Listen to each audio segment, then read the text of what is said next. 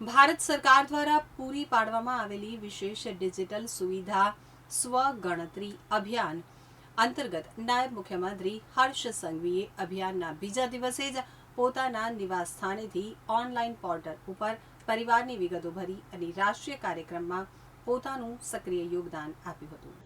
દેશના વિકાસના આયોજન માટે અત્યંત મહત્વપૂર્ણ એવા વસ્તી ગણતરી 2026ના પ્રથમ તબક્કાનો સમગ્ર દેશ અને રાજ્ય સાથે સુરત ખાતે પણ પ્રારંભ થયો છે. ભારત સરકાર દ્વારા પૂરી પાડવામાં આવેલી વિશેષ ડિજિટલ સુવિધા સ્વગણતરી અભિયાન અંતર્ગત નાયબ મુખ્યમંત્રી હર્ષભાઈ સંઘવીએ આજે અભિયાનના બીજા દિવસે જ પોતાના નિવાસ સ્થાનેથી ઓનલાઈન પોર્ટલ પર પરિવારની વિગતો ભરી અને આ રાષ્ટ્રીય કાર્યમાં પોતાનું સક્રિય યોગદાન આપ્યું હતું.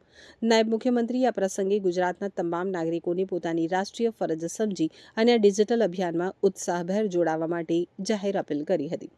આ પ્રસંગે નાયબ મુખ્યમંત્રી શ્રી હર્ષભાઈ સંઘવીએ જણાવ્યું હતું કે જનગણના 2027 માત્ર વસ્તીની ગણતરી નહીં પરંતુ દેશના ભવિષ્યના વિકાસ માટેનો એક મહત્વપૂર્ણ આધાર સ્તંભ છે. ભારત સરકાર દ્વારા હાથ ધરાતી આ રાષ્ટ્રીય પ્રક્રિયા દ્વારા પ્રાપ્ત થતી માહિતીના આધારે આરોગ્ય, શિક્ષણ, આવાસ, રોજગાર, પરિવહન સહિત વિવિધ જનકલ્યાણકારી યોજનાઓનું અસરકારક આયોજન અને અમલીકરણ શક્ય બને છે. સાચા અને વિશ્વસનીય આંકડાઓ થકી સરકારને નીતિ નિર્માણમાં દિશા મળે છે તેમજ સમાજના દરેક વર્ગ સુધી વિકાસના લાભો સામાન્ય રીતે પહોંચાડવામાં મદદ મળે છે. તેમણે ઉમેર્યું હતું કે સચોટ જનગણના એટલે સશક્ત વિકાસનો પાયો અને દરેક નાગરિકની ભાગીદારી દેશના ઉજ્જવળ ભવિષ્ય માટે અત્યંત જરૂરી છે. તેમણે રાજ્યના નાગરિકોને અનુરોધ કરતા જણાવ્યું હતું કે તારીખ 15થી 31 મે દરમિયાન યોજાનારી સ્વગણના પ્રક્રિયામાં દરેક પરિવાર સક્રિયપણે જોડાય અને ઘરે બેઠા પોતાના પરિવારની તમામ જરૂરી વિગતો જાતે જ ભરે. ડિજિટલ માધ્યમ દ્વારા સરળતાથી પૂર્ણ થઈ શકતી આ પ્રક્રિયા સરકારની લોકોની વાસ્તવિક જરૂરિયાતો સમજવામાં મદદરૂપ બનશે, જેના આધારે ભવિષ્યમાં વધુ અસરકારક અને લોકોના હિતની યોજનાઓ અમલમાં મૂકી શકાશે. સાથે જ તેમણે નાગરિકોને સાવચેત રહેવા અપીલ કરતા જણાવ્યું કે જનગણના દરમિયાન પ્રાપ્ત થતા ઓટીપી અથવા અન્ય કોઈ પણ ગુપ્ત માહિતી અજાણ્યા વ્યક્તિ સાથે ક્યારેય શેર ન કરવી અને સાયબર સુરક્ષાનો ખાસ ખ્યાલ રાખવો. નમસ્તે. રાજ્યના સૌ નાગરિકોને જનગણના 2027 જે દેશના વિકાસ અને આયોજન માટે ભારત સરકાર દ્વારા ધરાતી સૌથી મહત્વપૂર્ણ રાષ્ટ્રીય પ્રક્રિયાઓમાંથી એક છે. વસ્તી ગણતરીમાંથી પ્રાપ્ત માહિતીઓ અને આ માહિતીઓના ઉપયોગથી સરકાર દ્વારા નીતિ નિર્માણ હોય કે વિકાસની વાત હોય, સંસાધનોના યોગ્ય વિતરણ માટે આરોગ્ય, શિક્ષણ, આવાસ, રોજગાર, પરિવહન તેમજ વિવિધ જનકલ્યાણકારી યોજનાઓને અસરકારક નીચે સુધી પહોંચાડવા માટે આ જનગણના 2027 એ દેશના બધા જ વર્ગના નાગરિકો માટે ખૂબ જ ઉપયોગી છે. સાચા જનગણના આંકડા એ વિકાસને યોગ્ય લાભ અને તમામ નાગરિકો સુધી તેમની જરૂરિયાત પ્રમાણનો લાભ પહોંચાડવા માટે ખૂબ જ મહત્વની છે.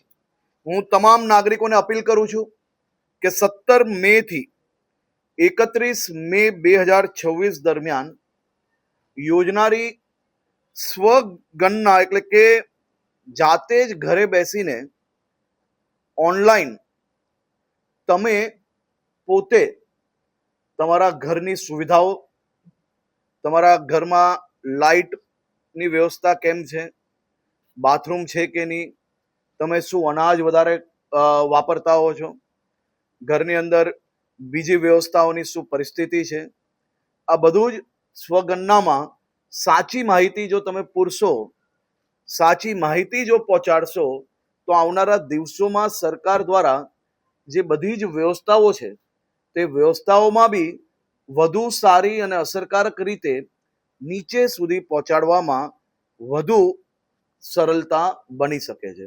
ખાસ કરીને મારી રાજ્યના સૌ નાગરિકોને વિનંતી છે કે આપના ઘરે અગર કોઈ સ્વગણના માટે અધિકારી આવી રહ્યા છે તો એમાં કોઈ બી પ્રકારના ઓટીપી આપવાના રહેતા નથી.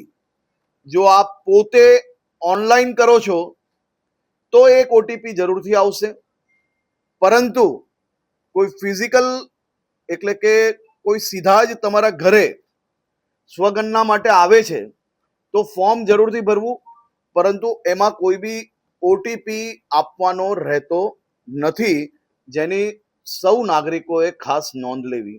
મારી રાજ્યના સૌ નાગરિકોને વિનંતી છે કે વધુમાં વધુ પ્રચાર કરીને આપ, આપના પરિવારજનો, આપના મિત્રો બધા જ આ સ્વગણનામાં પોતે ઓનલાઈન આની અંદર સંપૂર્ણ માહિતી પૂરીને ભવિષ્યની અંદર હજી વધુ વ્યવસ્થાઓમાં આપ સૌ લોકો સહયોગ કરો.